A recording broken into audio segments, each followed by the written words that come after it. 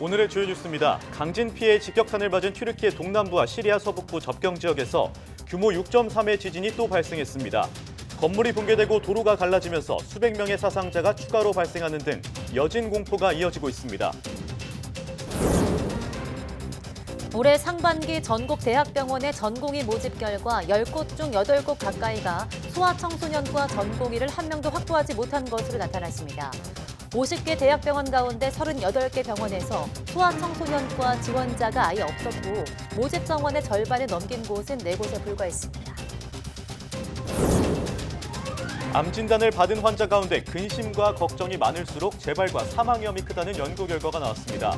환자 개인의 심리적 고통 지수인 디스트레스 점수로 구분한 결과 근심이 많은 그룹은 낮은 그룹보다 재발과 사망 위험이 최대 85% 높은 걸로 나타났습니다. 국내 연구진이 의족에 인공지능을 적용해서 착용 시 통증은 줄이고 보행을 더 편하게 해주는 기술을 개발했습니다. 기존 제품보다 가격도 저렴하고 장착 방법도 쉬워서 상용화 가능성이 커 보입니다. 올봄의 벚꽃은 예년보다 최대 일주일가량 빨라 제주도는 다음 달 하순, 서울은 4월 초에 필 것으로 보입니다. 남은 2월과 3월에는 예년보다 높은 기온이 이어지면서 벚꽃 개화 시기도 빨라지는 것으로 관측됩니다.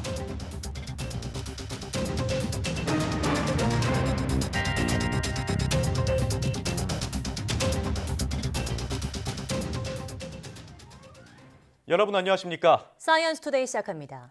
대지진으로 피해를 가장 많이 본 튀르키예 하타이 지역에서 강한 지진이 또 일어났습니다. 이번 여진으로 튀르키예와 시리아에서 지금까지 수백 명의 사상자가 나왔는데 이번에도 건물들이 무너지고 도로가 갈라지면서 주민들은 다시 공포에 몸을 떨어야 했습니다. 류재복 기자입니다. 차량이 튕겨나갈 듯 땅이 요동치더니 새하얀 연기가 피어오릅니다. 간신히 버티던 건물이 무너져 내린 것입니다. 여기저기서 탄식과 절규가 이어지고 집을 나온 시민들은 조금이라도 안전한 곳을 찾아 뛰어다닙니다. İçeriye giriyoruz, içeride duramıyoruz. Bilmiyoruz, biz de bilmiyoruz. Ne yapacağımızı bilmiyoruz. Allah bize merhamet etsin Rabbim. Düzelecek bir şey yok. 규모 6.3의 지진은 또다시 튀르키예 동남부와 시리아 서북부 접경 지역에서 일어났습니다. 대지진으로 피해가 가장 큰 하타이주 안타키아 남서쪽 16km 지점입니다. 사상자와 함께 건물이 무너지고 고속도로 일부도 끊겼습니다. 튀르키예 재난관리국은 해수면이 오를 수 있다며 해안 지역에 주민 대피령을 내렸습니다. Higher than that. It was very shaky. We hardly stood up. It was very difficult. 시리아 역시 지진 충격을 피하지 못했습니다. 시리아 인권관측소는 반군 장악 지역을 포함해서 수백 명이 부상했다고 밝혔습니다. 지난 6일 대지진이 일어난 뒤 지금까지 6천여 차례 여진이 있었고 4만 7천 명 이상이 목숨을 잃었습니다. YTN 유재복입니다. 만 6개월에서 4세 사이 영아와 유아를 대상으로 한 백신 예약 접종이 시작됐지만 접종률은 상당히 저조합니다. 방역 당국은 예약 접종에 앞서 지난주부터 선제적으로 당일 접종도 시행했는데 첫날이었던 지난 13일엔 단 3명, 지난주 한 주 동안에도 접종자가 92명에 그쳤습니다. 사전 예약자가 1,200명 정도인데 이들이 모두 접종을 한다고 가정해도 4세 이하 인구 대비 접종률은 사실상 0%대에 머물 것으로 보입니다.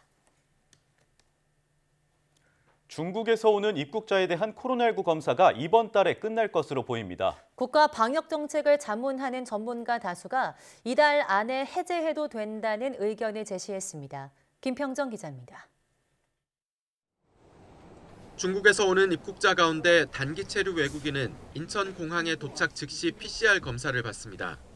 검사 결과 코로나19 양성 판정받는 비율은 최근 일주일 동안 1% 안팎의 극히 낮은 수준을 유지했고 양성 판정이 아예 안 나온 날도 있었습니다.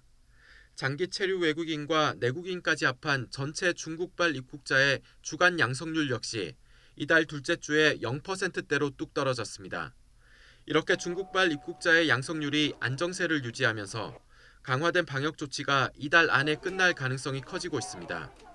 정부의 방역 정책을 재현하는 전문가 기구인 감염병 위기대응 자문위원회의 최근 회의에서도 중국발 입국자에 대한 검사 의무를 이달 안에 종료해도 된다는데 다수 의견이 모였습니다.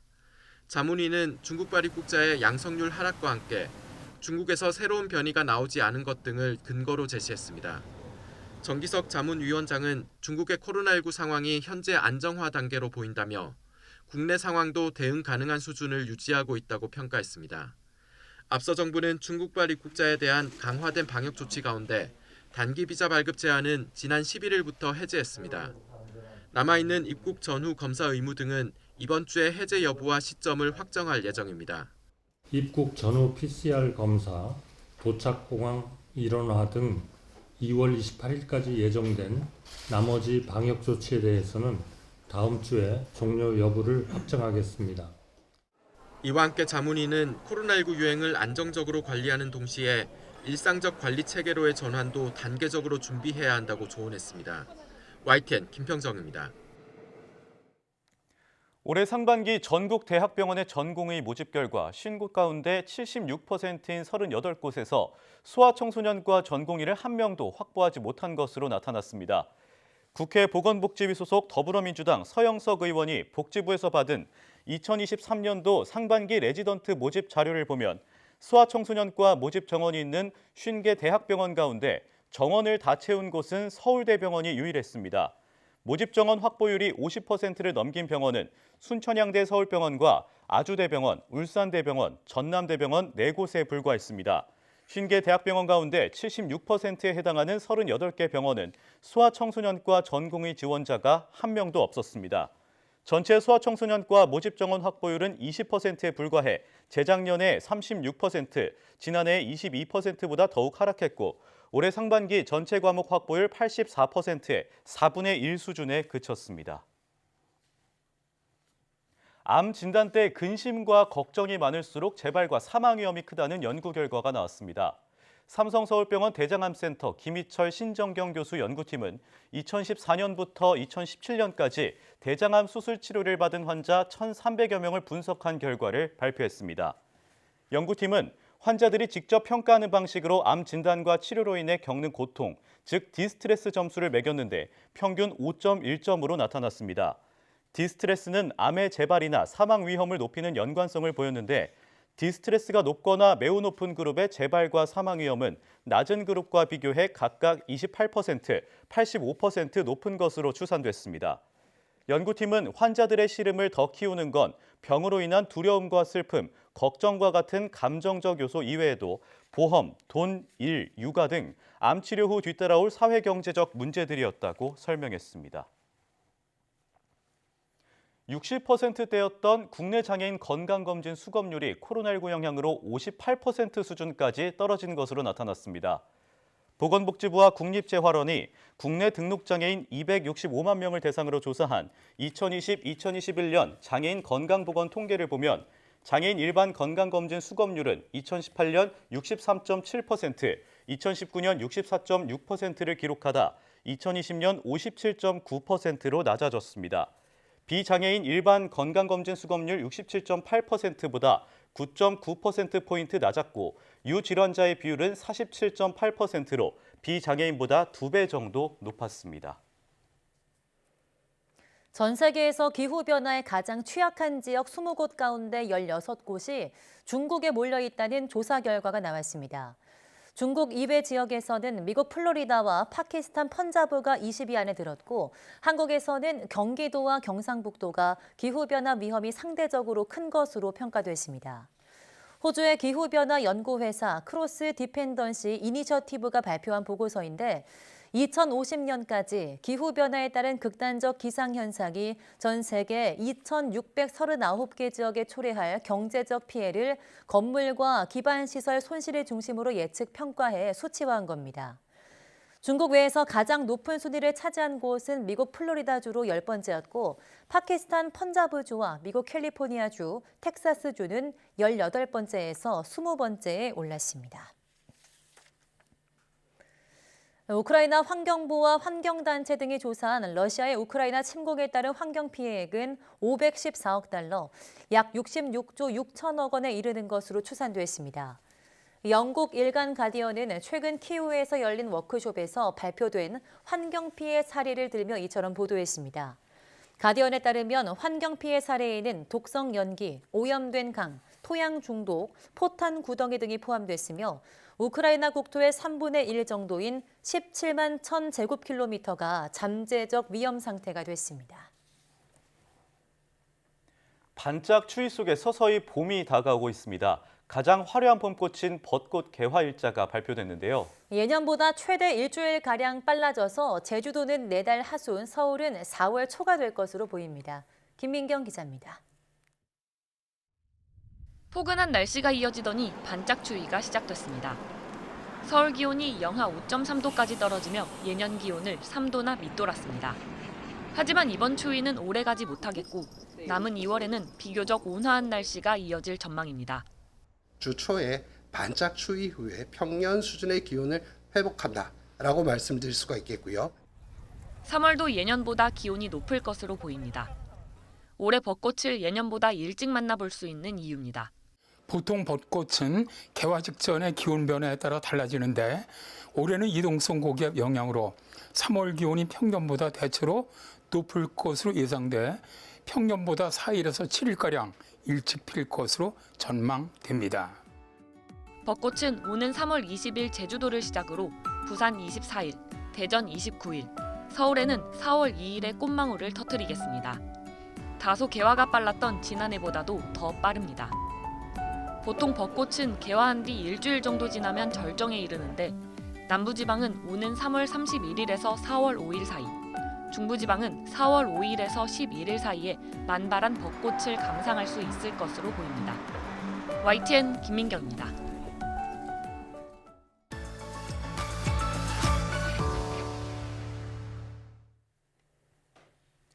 유엔은 지난해 11월 15일에 세계 인구가 80억 명을 넘어섰다고 발표했는데요. 70억이었던 세계 인구는 단 11년 만에 80억 명으로 급속히 늘어났습니다. 그런데 인구의 증가와 함께 더 가속화하는 기후변화로 과연 80억 번째 태어난 아이는 앞으로 어떤 삶을 살아갈까 하는 것이 미래 전문가들의 고민 섞인 화두입니다. 오늘 날씨학개론에서는 지난해에 어떤 기후변화가 발생했는지를 살펴보고 지구의 미래에 대해서 생각해 보도록 하겠습니다. 오늘도 K웨더 반기성 센터장과 함께합니다. 어서 오세요. 네, 안녕하세요.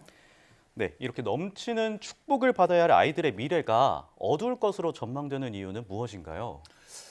일단 저 바네사 페레시세라 세계자원연구소 글로벌 경제센터장은 80억 번째로 태어난 아이는 지금 우리가 가지고 있는 것들을 가질 수 없을 것이다. 충분한 자원이 없기 때문이다라고 말했는데요. 네. 가장 심각한 것은 식량 문제입니다. 기후변화로 이미 물이라든가 토양 문제가 심각해지고 있는 판에 식량을 늘리려고 하는 과도한 농업이라든가 축산업 등은 온실가스를 쏟아내고 있고 토지를 더욱더 황폐하게 만들면서 기후위기를 부채질하고 있거든요. 또 홍수라든가 가뭄, 폭염 등의 기후변화로 인해서 전 세계 농경지와 산림이 파괴되고 불타고 있는 것도 식량 위기를 더욱 악화시키고 있는 문제입니다. 여기에다가 기후변화는 새로운 팬데믹을 만들어내죠. 또 물 문제는 더욱 심각해지게 될 것이고 과밀한 도시화 등은 삶을 피폐화시킬 것으로 전망이 됩니다. 그러니까 기후위기 문제는 매우 먼 미래의 문제가 아니라 지금 우리에게 닥쳐오고 있는 현실적인 문제라고 할 수가 있지요. 자, 세계기상기구가 발표한 2022년의 기후보고서에 따르면 2022년에 가장 심각하게 변한 기후요소는 온실가스의 증가, 그다음에 해수면 상승, 세 번째가 해양 열 함량 증가, 네 번째가 빙하의 급속한 질량 실손이 이루어진 해였다고 발표를 했죠. 네, 그러니까 작년 보고서에서도 온실가스 증가가 가장 심각하게 변한 기후변화 요소로 꼽은 걸 보니까 계속해서 지속적인 기후변화가 이루어지고 있다는 이야기겠죠? 네, 그렇습니다. 계속 매년 전 세계 탄소 배출량 추적해 오는 곳이 있거든요.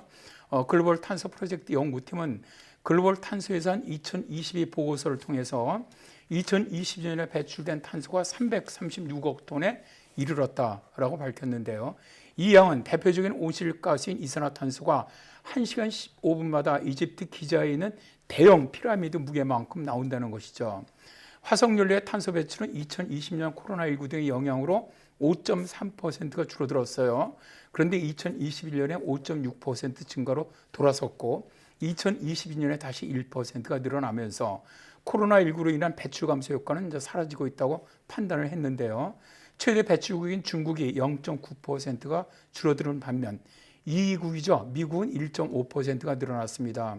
그동안 중국의 배출량이 증가세였고 미국은 감소세였는데 2022년에 변한 것은 코로나19 봉쇄 정책으로 중국의 산업활동이 줄어들었던 반면에 미국은 방역 완화로 여행이라든가 이동이 급격히 늘어났기 때문이라고 분석을 했습니다. 네. 그리고 이제 인도가 6% 껑충 늘어났고요. 유럽은 0.8% 줄어들었고요.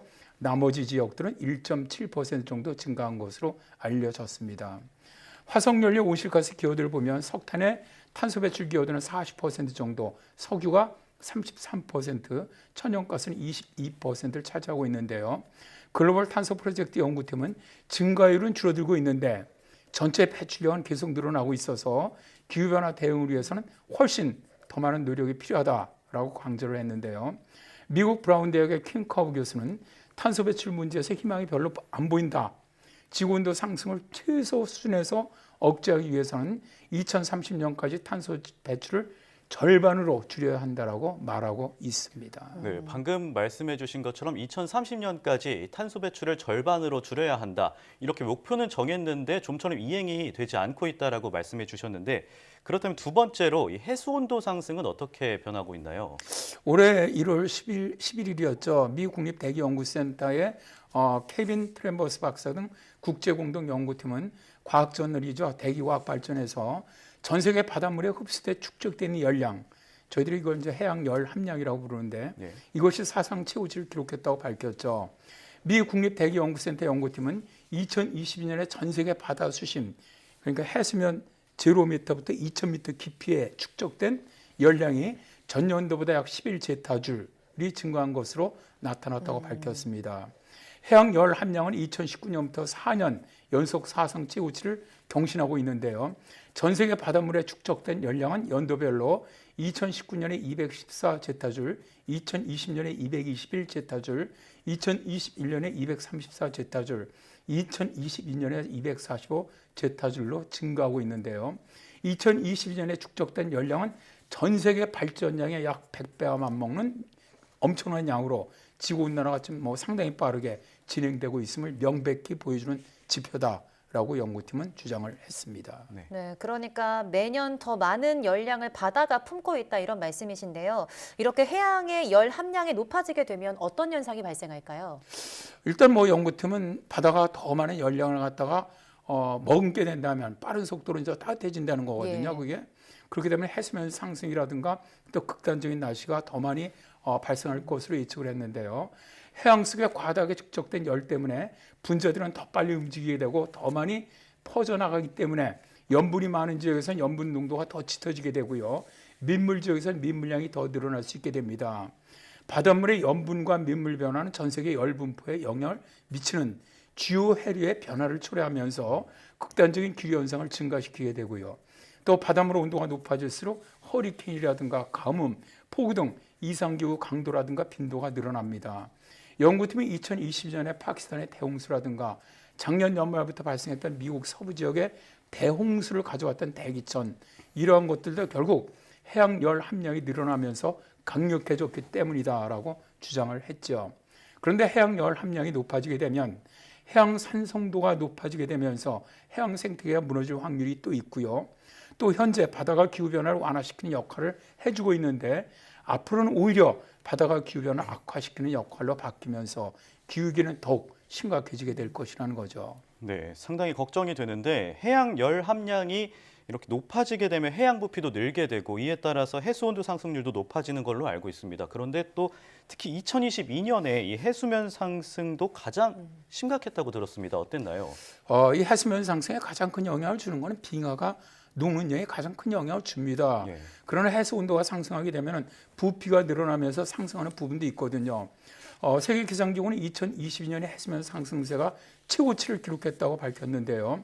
보고서에서는 지난 10년 동안 해수면 상승 추세가 1990년대의 2배를 넘었다면서 1990년대는 해수면이 매년 2.1mm씩 상승한 데 비해서 최근 10년 동안에는 1년에 4.4mm, 또 2020년 이후에는 1년에 5mm씩 높아졌다고 분석을 했습니다. 자, 여기 대해서 패트리 탈라스 세계기상기구 사무총장은 우리는 비강가 녹는 걸 막는데 실패하고 있으며 해수면 증가도 막지 못했다. 지금까지는 어떤 긍정적인 지표도 나타나지 않고 있다라고 경고를 했는데요. 현재는 3년째 지속되고 있는 라니냐 현상으로 인해서 극단적인 기후현상이 가속화되고 있지는 않아요. 그러나 만일 라니냐가 엘니뇨로 돌아선다면 해수면 상승은 더욱 가속화될 것으로 전문가들은 보고 있습니다. 미국 조지아 대학의 마셜 셰퍼드 교수는 과학자들이 수십 년 동안 주장하던 일이 우리 눈앞에 지금 펼쳐지고 있고 행동을 하지 않는 한 상황은 계속 나빠질 것이다. 기후변화의 영향을 미래 시제로 표현하는 행태는 사라져야만 한다. 이것은 현재 우리의 문제다라고 지적을 하고 있는데요. 우리가 기후위기를 극복하기 위한 노력을 다하지 않는다면 얼마 지나지 않아서 기후위기로부터 엄청난 피해를 입을 수밖에 없다는 것 알았으면 좋겠습니다. 네, 기후위기에 대한 경각심이 굉장히 커지고 있지만 보면 보고서를 보니까 많이 변하지 않았다는 걸 볼 수 있었는데요. 정말 미래 아이들을 위해서 개인의 작은 실천은 물론 기업, 나아가 정부의 역할이 굉장히 중요한 때가 아닌가 싶습니다. 오늘 말씀 잘 들었고요. K웨더 반기성 센터장과 함께했습니다. 고맙습니다. 네, 고맙습니다.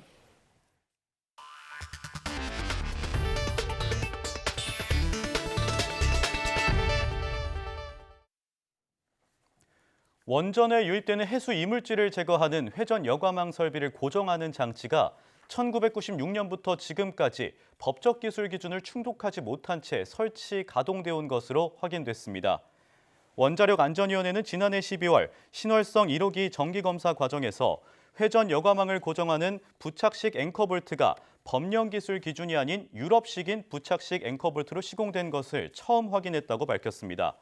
이후 모든 원전을 확대 조사한 결과 가동 중인 원전 13기와 건설 원전 3기의 회전 여과망 설비에 모두 부착식 앵커볼트가 쓰인 것으로 나타났습니다.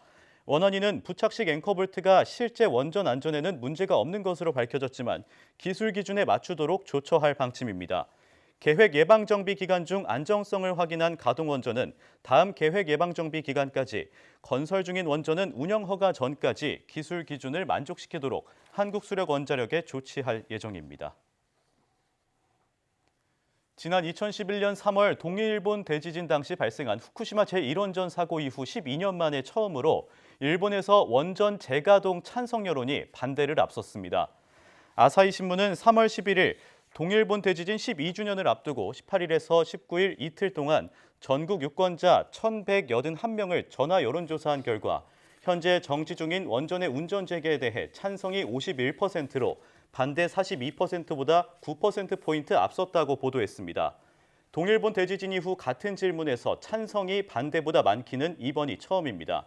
그동안 아사히 신문 여론조사에서 원전 재가동 찬성은 30% 전후, 반대는 50에서 60%였습니다. 다리가 절단된 환자는 환부가 시시각각 변하기 때문에 맞춤형 의족을 착용해도 불편할 수밖에 없습니다. 국내 연구진이 의족에 인공지능을 적용해 착용 시 통증이 적고 보행을 더 편하게 해주는 기술을 개발했습니다. 최소라 기자입니다. 강범규 씨는 지난 2021년 심정지를 겪은 이후 한쪽 다리가 괴사돼 다리 절단 수술을 받았습니다. 이후 맞춤형 의족을 사용해 왔는데 2년이 지나도 불편한 건 여전합니다. 몸무게 변화나 붓기에 따라 환부 모양이 변하기 때문에 종종 의족이 헐거워지거나 꽉 끼기 때문입니다. 착용을 한 후로 한 2시간 정도 되면은 어느 정도까지 한계가 오는 것 같아요. 멀쩡한 사람도 손을 꽉 잡고 피면 지릿한 전기가 오듯이 이거는 더욱더 더하죠. 아픈 환부이니까. 국내 연구진이 의족에 인공지능을 적용해 이런 문제를 해결했습니다. 의족 내벽에 장착된 공기주머니가 차오르자 의족이 좁아지고 공기주머니를 비우자 의족에 여유가 생깁니다. 환부가 부어 의족에 압력이 가해지면 인공지능이 의족이 빠지지 않을 정도로만 조임을 풀고 압력이 줄면 의족을 다시 조입니다. 보행 패턴을 이용해서 착용자가 평지를 걷고 있는지 또는 계단을 걷고 있는지 경사로를 걷고 있는지 그런 부분까지 이 의족 스킷이 체크해서 공기를 넣었다 뺐다 진행하게 됩니다. 시중에도 의족 조임을 바꿔주는 부품이 있지만 수동으로 조절하는 방식뿐입니다. 연구팀은 인공지능 부품 가격이 기존 수동 조절 부품의 절반 이하로 저렴한 데다 장착에 복잡한 기술이 필요하지 않아 가격 경쟁력이 충분하다고 설명했습니다. 기존에 작업하는 공정에서 한 2~3시간만 더 추가되면 충분히 간단하게 그 시술을 할 수가 있다고 보시면 되겠습니다. 영구진은 올해 안에 기술 이전을 완료하고 내년에는 실제 환자들이 인공지능 의족을 사용할 수 있도록 하겠다는 목표입니다. YTN 사이언스 최소라입니다. 요즘 주목받고 있는 인공지능 AI죠. 챗 GPT가 불과 30시간 만에 책을 만들어냈습니다. 출판계 혁신을 예고하고 있는 가운데 과연 책이란 무엇인가라는 화두도 던지고 있습니다. 신웅진 기자입니다. 삶의 목적을 찾는 것은 인내와 자기 성찰이라는 문장. 풍부한 인생의 지혜를 품은 듯한 이 책의 저자는 AI인 챗 GPT입니다. 영어 문장 번역은 인공지능인 파파고가, 표지는 셔터스톡이라는 AI가 맡았습니다.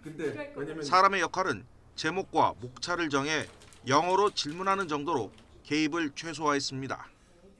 유능하고 훌륭하고 어떻게 잘 모든 것들을 그 작업자의 지시에 좀 잘 맞춰서 잘 해낼 수 있는, 일을 잘 수행해낼 수 있는 팀원이 생긴 셈이다라고 그렇게 좀 생각이 많이 들었어요.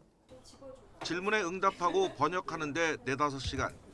기획자와 번역자 2명이 검수하는 것까지 포함해 불과 30시간 만에 작업이 끝났습니다. 챗 GPT가 만든 첫 책이라는 소문에 선주문이 쇄도하고 중국 등 해외에서 계약 문의가 이어지는 등 큰 관심을 받고 있습니다.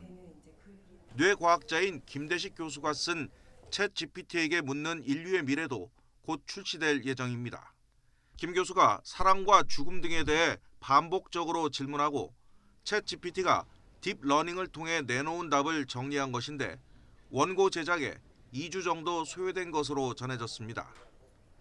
빨라도 몇 달은 걸리는 출판 작업에 혁신이 일어난 것인데 이런 결과물을 과연 책으로 부를 수 있느냐는 회의론도 벌써 나오고 있습니다. 이 AI들을 어떻게 활용하고 어떻게 해서 더 창조적인 작업물을 낼 수 있는가로 활용이 되는 쪽으로 우리 사회 전체가 진화가 좀 될 것 같아요. 그리고 그것을 바라보는 대중들 역시 가늠을 할 수 있게 될 거라고 생각이 좀 듭니다. 지식의 집대성인가? 아니면 세련된 표절 또는 짜깁기인가? AI가 지식산업의 혁명을 불러오고 있는 가운데 출판업계도 그 시험대에 올랐습니다. YTN 신홍진입니다. 국내 경제 최대 위험 요소라면 국내 총생산 GDP를 넘어선 가계빚이라고 할 수 있는데요. 지난해엔 가파르게 오른 기준금리 영향으로 가계빚 증가폭이 역대 가장 작았던 것으로 나타났습니다. 특히 가계대출은 사상 처음으로 감소했습니다. 조태현 기자입니다. 지난해 한국은행은 고물가 극복을 위해 무려 7차례 연속 기준금리를 높였습니다. 5% 수준의 높은 물가 오름세가 당분간 지속될 것으로 전망되는 만큼 물가 안정을 위한 정책 대응을 이어나갈 필요가 있다고 판단하였습니다. 치솟는 기준금리는 대출금리를 끌어올렸고 이는 곧 가계빚에 직접적인 영향을 미쳤습니다. 지난해 연말 가계신용은 1,867조 원으로 1년 전보다 4조 1,000억 원 늘었습니다. 역대 가장 작은 증가폭이었습니다. 특히 가계신용 대부분을 차지하는 가계대출은 1년 전보다 7조 8천억 원 오히려 줄었습니다. 연간으로 가계대출이 감소한 건 지난해가 사상 처음입니다. 부동산 시장 침체로 주택담보대출 증가세가 한풀 꺾인 가운데 신용대출 등 기타 대출이 36조 원 가까이 감소한 결과입니다. 가계빚의 안정세는 당분간 지속할 가능성이 커 보입니다.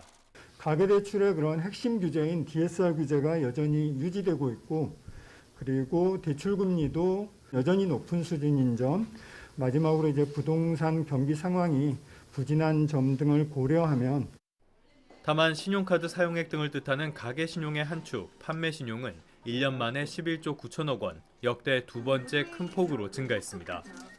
코로나19 사태 이후로 비대면 소비가 일반화됐고 사회적 거리두기 해제 뒤 소비가 늘어난 것이 영향을 미쳤다는 분석입니다. YTN 조태현입니다. 은행권의 영업관행과 제도를 개선하기 위한 금융당국의 TF가 22일 출범합니다. 올해 상반기까지 5대 시중은행의 과점 체계를 해소하겠다며 칼을 빼들었는데요. 실질적으로 경쟁을 촉진할 효과적인 대안이 나올 수 있을지 주목됩니다. 김지선 기자입니다. 은행권의 경영과 영업 관행을 개선하겠다며 TF가 내건 중점 과제는 모두 6가지. 이 가운데 최우선 순위는 시장 경쟁 촉진과 구조 개선입니다. 윤석열 대통령까지 나서 꼬집은 5대 시중은행의 과점 시장을 개선하겠다는 겁니다.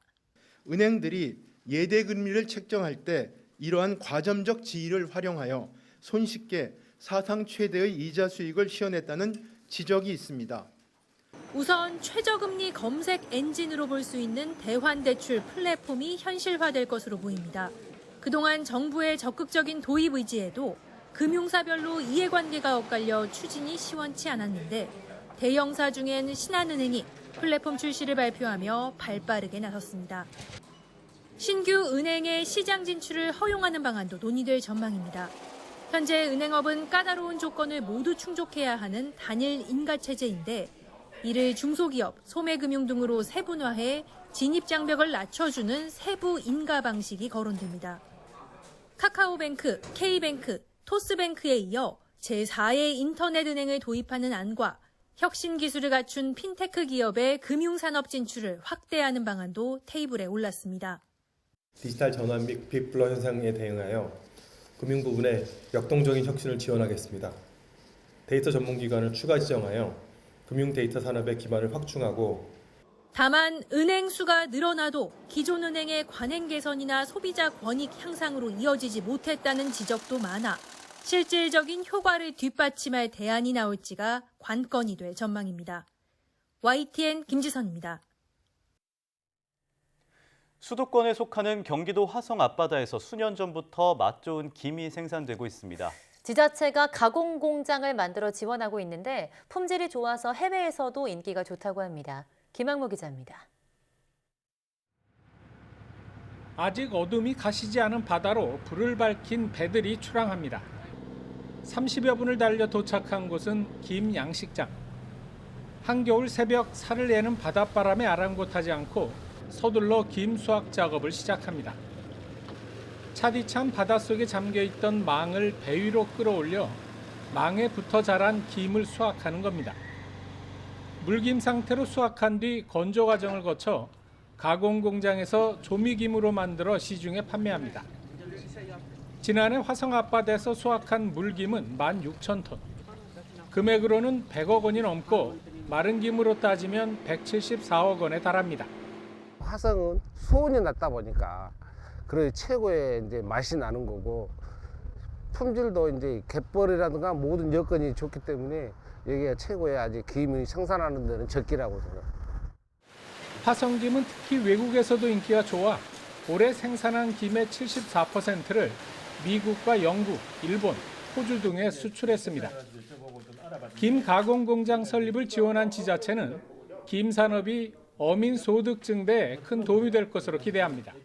소비자들이 선호하는 다양한 김 제품을 만들 수 있도록 가공 설비를 지원하고 해외 전시에도 적극적으로 참가하여 맛 좋은 우리 화성 김이 더 많은 국가로 수출될 수 있도록 적극 지원할 것입니다. 수온이 낮아 양식에 적합하고 수도권이란 지리적 이점에다 맛도 좋은 경기 화성김의 인기가 날로 높아지고 있습니다. YTN 김학무입니다.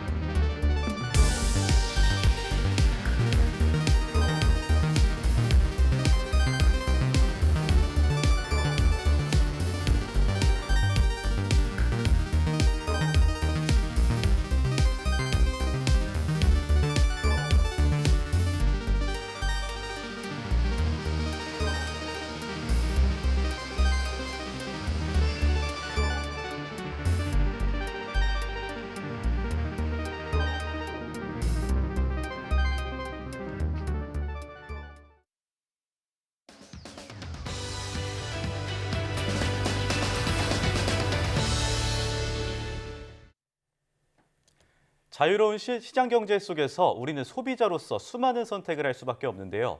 소비자의 성향은 여러 가지로 나눠지지만 그중 두 개의 비교군이 있다고 합니다. 바로 얼리 어답터, 슬로우 어답터라는 개념인데요. 이 둘 중 내가 어느 쪽에 가까운지 생각해 본다면 올바른 소비 습관에 도움이 될 것으로 생각이 되는데요. 오늘은 소비자로서 나를 설명할 수 있는 얼리 어답터와 슬로우 어답터에 대해서 함께 짚어보겠습니다. 임지숙 명지대학교 교육대학원 교수 나오셨습니다. 어서 오세요. 어서 오세요. 안녕하세요. 네, 먼저 얼리 어답터부터 알아볼게요. 우리가 꽤 많이 쓰는 말이긴 한데 이 얼리 어답터, 어느 정도의 구매 성향을 가진 사람들을 얼리 어답터라고 할 수 있을까요? 네, 여러분은 새로운 휴대폰 시리즈가 나온다는 기사를 접하실 때 어떤 마음 상태가 되시나요? 나오기 전부터 어떤 기능이 새로 탑재될지, 카메라 성능은 어떤지 기사를 검색해보고 출시일이나 예약 판매를 찾아보시는 것을 즐거움으로 누리시는지, 아니면 그저 아 그렇구나 하고 단순한 정보로 넘기시나요? 전자에 속하는 분들이라면 얼리 어답터라는 단어가 낯설지 않으실 겁니다. 얼리 어답터는 1950년대에 나온 말이지만 IT의 혁신과 맞물려서 대중화되다 보니 특히 전자기기가 급격히 발달하면서 우리에게 익숙해진 단어죠. 우리가 흔히 삐삐라고 불렀던 페이저가 1990년대 중반을 기점으로 보편화되어 핸드폰이 본격적으로 보급되던 1990년대 후반까지 이동통신계를 풍미한 휴대통신기기였는데 지금 20, 30대 분들은 아마 그게 뭐야? 하시는 분들이 많으실 거예요. 네. 예, MP3나 PDA도 추억 속의 물건이 된 지 꽤 되었죠. 그만큼 기술은 빠르게 변해가고 있습니다. 우리는 나 자신을 규정하기 위해서 나름의 프레임, 즉 틀을 가지게 되는데 소비자로서의 나를 얼리 어답터라는 틀로 규정하게 되면 신제품을 남들보다 빠르게 구매 평가하고 주변 사람들에게 제품의 특성을 알려주려는 경향을 보이게 됩니다. 네, 그렇다면 이 자신을 얼리 어답터로 규정한다는 건 남보다 앞선 소비를 통해서 나를 차별화하는 심리라고 볼 수 있을까요? 네, 맞습니다. 산업이 고도화될수록 우리는 내가 쓰는 상품으로 나를 드러내게 되죠. 결국 물건을 산다는 것은 의사결정의 과정인데 의사결정의 우선순위에서 나의 이미지 메이킹을 타인과 차별화되는 특성을 드러내는 하나의 방법으로 사용을 하게 되는 겁니다. 이때 제품을 빠르게 취하고 사용하면서 앞서 나가고 선진적인 나의 고유함을 표현하는 것으로 볼 수 있습니다. 생각해보면 예전에는 선진적인 집단을 일컬을 때 사람들의 사고방식이나 태도, 의견, 행동에 영향을 주는 오피니언 리더라는 표현을 많이 사용했었는데 언제부터인가 트렌드세터, 얼리 어답터라는 말이 더 많이 회자되었고 이러한 표현들은 소비자로서의 프레임을 앞서 나감을 드러내는 변화로 보여줍니다. 특히 얼리 어답터는 스마트 기기와 발전을 함께 해왔기 때문에 새롭고 복잡한 기기도 잘 다루고 신기한 기능도 잘 아는 지적인 정보통 이미지와 빠른 변화에도 순조롭게 적응하는 라이프 스타일로 무장하게 되어서 기업들도 얼리 어답터를 통한 긍정적 홍보에 큰 관심을 가지게 되었습니다. 이들의 리뷰와 평점 등은 사회적 증거로 작용하면서 얼리 어답터에게 영향을 받는 대중들에게 파급력을 발휘하게 되는 거죠. 네, 이렇게 교수님 말씀 들어보니까 이 얼리 어답터의 영향력이 생각보다 훨씬 클 수 있겠네요. 네, 이러한 영향력을 여러 가지로 활용을 할 수가 있습니다. 우선 밴드웨건 효과를 설명할 수 있는데요. 고개나 퍼레이드의 맨 앞에서 행렬을 선도하는 악대차가 사람들의 관심을 끄는 것처럼 얼리 어답터들이 사람들의 관심을 끄는 효과를 나타낼 수 있어요. 이러한 밴드웨건 효과를 편승 효과라고도 하는데 마치 서부 개척 시대에 금광이 발견이 되면 수많은 사람들이 몰려드는 현상처럼 유행에 민감하고 적극적으로 동참하려는 심리가 얼리 어답터의 선택을 따라 소비 행위로 이어져서 나타나는 것을 의미합니다. 얼리 어답터들이 사용한 제품을 신뢰하면서 많은 사람들이 따라서 제품을 구매하게 되는 겁니다. 이러한 심리를 반대로 활용할 수도 있어요. 얼리 어답터들의 타인들과 차별화하고자 하는 심리에 주목을 해서 쉽게 살 수 없는 제품을 나만 누린다라는 특별한 기분을 느끼게 하는 건데요. 이러한 현상을 스노프 현상 혹은 백로 효과라고 합니다. VVIP 마케팅이나 고가의 스페셜 상품을 별도로 내놓는 경우가 바로 이러한 스노프 현상의 대표적인 예입니다. 휴대전화에 땡땡 에디션 등으로 협업한 고가의 제품을 한정판으로 내놓으면 까마귀들 속에서 나 홀로 백로가 되는 것 같은 심리를 이용하는 것이죠. 네, 어떻게 보면 이 나의 소비 이유가 얼리 어답터가 만든 유행에 편승하는 그런 부정적인 느낌도 좀 있을 것 같아요. 네, 이제 빛과 그림자가 공존하듯이 얼리 어답터의 그림자에 헝그리 어답터가 있습니다. 이들은 둘 다 제품을 빠르게 구매해서 새로운 경험을 하는 것에는 주저함이 없는 편이지만 단순히 신제품에 열광하는 것이 아니라 실용성을 고려한 선택을 하는 것을 전제하는 얼리 어답터와는 달리 헝그리 어답터의 경우는 자신의 지출 규모를 고려하지 않고 밥값과 차비까지 아끼면서도 사고 싶은 고가의 아이템은 실용성 여부를 막론하고 반드시 구매한다는 소비 성향을 보입니다. 라면이나 삼각김밥으로 끼니를 때우면서도 고가의 외제차를 구매하고 또 새로운 제품이 나오면 기존 제품을 중고로 내다 팔아 구매 비용을 일부 충당하면서 새로운 제품을 구매하는 것이 헝그리 어답터의 특성인데요. 이러한 태도는 단순히 개인의 선택이나 라이프 스타일로만 볼 것이 아니라 기본적인 생리적 욕구가 충족되어야 상위 욕구가 나타난다는 고전적인 심리학의 프레임에 도전할 정도로 어떤 제품을 가지고 있느냐 혹은 사용하느냐로 자신을 규정하는 것이 강력해진 사회 현상을 반영한다고 해석할 수 있습니다. 네, 이런 얼리 어답터가 가지는 이미지 때문에 상대적으로 이 새로움보다는 안정성을 추구하는 소비자들이 나는 뒤떨어지는 게 아닌가 이런 생각을 할 수 있을까 우려되는데요. 네. 학문적으로는 엄밀히 얼리 어답터의 반대는 late majority, 즉 늦게 합류하는 다수 혹은 느림보 정도로 번역할 수 있는 레가르드라는 그 단어로 보는데요. 이와는 달리 통상적으로는 슬로우 어답터라는 표현을 씁니다.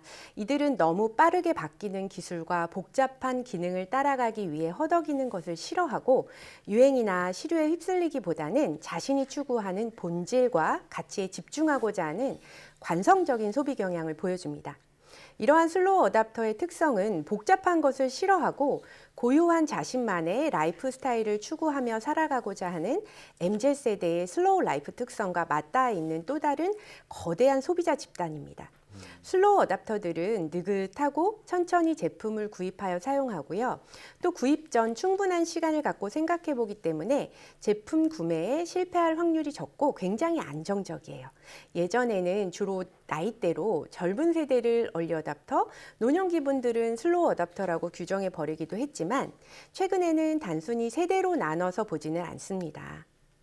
네, 왠지 예전에는 다들 갖고 있는 제품 내가 갖고 있지 않으면 좀 뒤떨어진다는 느낌이 들었는데요. 이 슬로우 어답터가 시대에 뒤떨어진 집단은 아니라는 말씀이시네요.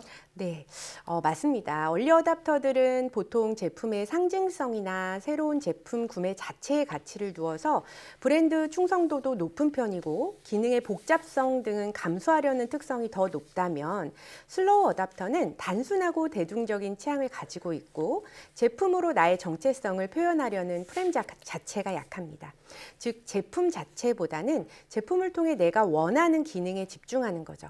사실 바쁜 직장 생활하는 현대인들은 디지털 기기를 비롯 새로운 상품에 대한 수용도는 높지만 기기에 충분한 시간과 에너지를 쓰기는 어려운 경우가 더 많습니다. 그렇기 때문에 제한된 시간에 내가 원하는 기능을 충분히 사용할 수 있다면 그걸로 만족하기에 이미 충분히 검증된 심플한 제품을 선호합니다. 굳이 최고사양의 신제품을 찾기보다는 오히려 최신 사양이 나오면 그 이전 버전을 더 저렴한 가격에 사서 안정적으로 누리는 것을 더 가치롭게 여깁니다. 네, 빠르게 변화하는 사회 속에서 속도를 맞추지 않으면 안 된다는 생각을 좀 하곤 했는데요. 그것보다 좀 나의 속도에 맞춰서 현명한 소비를 하는 것이 더 중요하다는 점을 오늘 깨닫게 된 것 같습니다. 오늘 말씀은 여기까지 듣겠고요. 명지대학교 교육대학원 임지숙 교수와 함께했습니다. 고맙습니다. 고맙습니다. 감사합니다.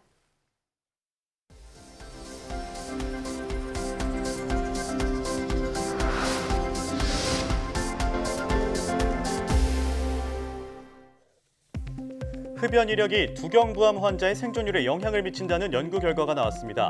캐나다 토론토 연구팀은 두경부 편평세포암 환자 2,400여 명을 13년 동안 자료 분석한 결과 담배를 끊은 사람이 두경부암에 걸리면 현재 담배를 피우는 상태에서 걸린 사람보다 두경부암으로 사망할 가능성이 29% 낮아진다고 밝혔습니다. 특히 두경부암 발생 10년 전에 담배를 끊으면 두경부암으로 인한 사망률이 36% 낮았는데 연구팀은 두경부암 진단 전 금연 기간이 길수록 두경부암 사망률이 낮아진다고 설명했습니다. 관절염이나 허리 통증처럼 3개월 이상 지속되는 만성 통증이 있으면 치매 위험이 커진다는 연구 결과가 나왔습니다. 중국과학원 토이헝 교수팀은 영국 국민의 건강 데이터 가운데 뇌사진에 촬영한 19,000여 명을 분석한 결과 몸 한 곳에 만성 통증이 있는 60대는 통증이 없는 사람보다 노화가 1년 빠르게 진행된다고 밝혔습니다. 연구팀은 특히 몸에 5곳 이상 만성 통증이 있는 사람은 통증 부위가 2곳인 사람보다 해마 부피가 거의 4배나 작아서 노화가 최대 8년 더 많이 진행된 상태였다고 설명했습니다. 국내 연구진이 수소 생산을 위한 수전해 기술에 필수적인 비귀금속 기반 고성능 산소 발생 촉매를 개발했습니다. 울산과학기술원 권영국 교수팀은 기존 산소 발생 촉매의 낮은 전기 전도성을 보완하기 위해 바나듐을 도핑하고 니켈 질화물을 표면에 성장시켜 전기 전도도를 높인 바나듐 니켈 철 기반 촉매를 개발했다고 밝혔습니다. 연구팀은 개발한 촉매가 1000시간 동안 손상 없이 안정적으로 구동되는 것을 확인했으며 음이온 교환막 수전해 시스템의 초순수 환경에서는 기존 귀금속 촉매 대비 약 2배가량 높은 성능을 보였다고 설명했습니다. 국내 연구진이 5G 이동통신 사용자의 통신 체감 속도를 높여줄 소형 기지국 소프트웨어를 개발했습니다. 한국전자통신연구원은 5G 밀리미터파 대역에서 최대 전송 속도를 초당 2.2GB까지 제공할 수 있는 5G 스몰셀 상용 소프트웨어 기술을 개발했다고 밝혔습니다. 연구팀은 이번에 개발한 기술을 활용하면 인구 밀집 지역에서 5G 사용자의 체감 속도를 높이고 5G 특화망에서도 높은 전송 속도를 제공할 수 있다고 설명했습니다. 5G 스몰셀은 전파 출력이 낮고 크기가 작은 소형 기지국으로 인터넷 선이 있는 곳이라면 어디든 쉽게 설치할 수 있고 구축 비용도 저렴하다는 장점을 가졌습니다.